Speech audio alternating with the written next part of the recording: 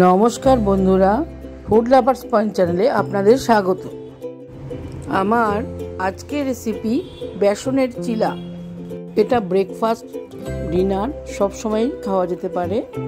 তাহলে আসুন দেখে নেওয়া যাক কীভাবে তৈরি করতে হবে। প্রথমে একটা বাটির মধ্যে নিয়ে নিলাম 1 কাপ বেসন, 1 চামচ জোয়ান, হাফ চামচ হলুদের গুঁড়ো আর হাফ চামচ লবণ, আর দিয়ে দিলাম 1 কাপ মতো জল।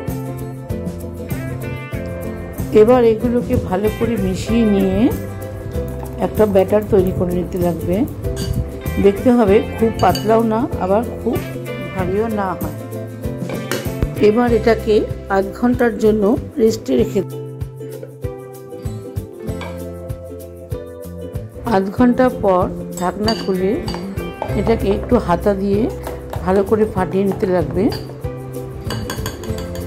এরপর এর মধ্যে দিয়ে দেব ছোটো ছোটো করে কেটে নেওয়া 2টো পেঁয়াজ, 2টো টমেটো আর অর্ধেকটা ক্যাপসিকাম।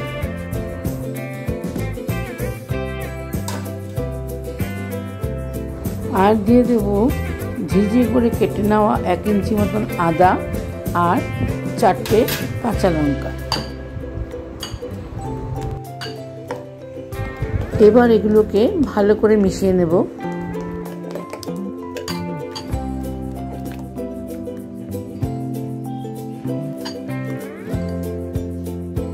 গ্যাসের ফ্লেম অন করে তাওয়া বসিয়ে দিলাম। এবার দিয়ে দিলাম 1 চামচ রিফাইন তেল। ব্রাশ দিয়ে তেলটাকে ভালো করে স্প্রেড করে নিয়ে এর মধ্যে দিয়ে দিলাম 1 হাতা ব্যাটারটাকে হাতা দিয়ে ঘুরিয়ে ঘুরিয়ে রাউন্ড শেপ করে নিতে লাগবে। আবার হাফ চামচ তেল এই গোল শেপের পাশ দিয়ে দিতে লাগবে। 2 মিনিট পর এটাকে উল্টে দিলাম।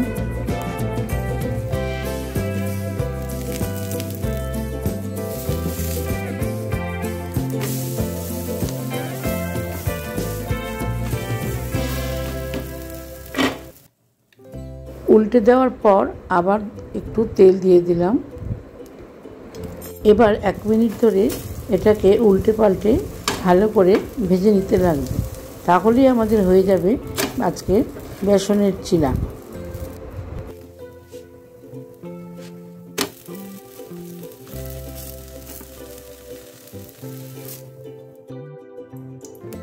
আবার একটা করার জন্য একইভাবেই আবার তেল দিয়ে 1 হাতা ব্যাটার দিয়ে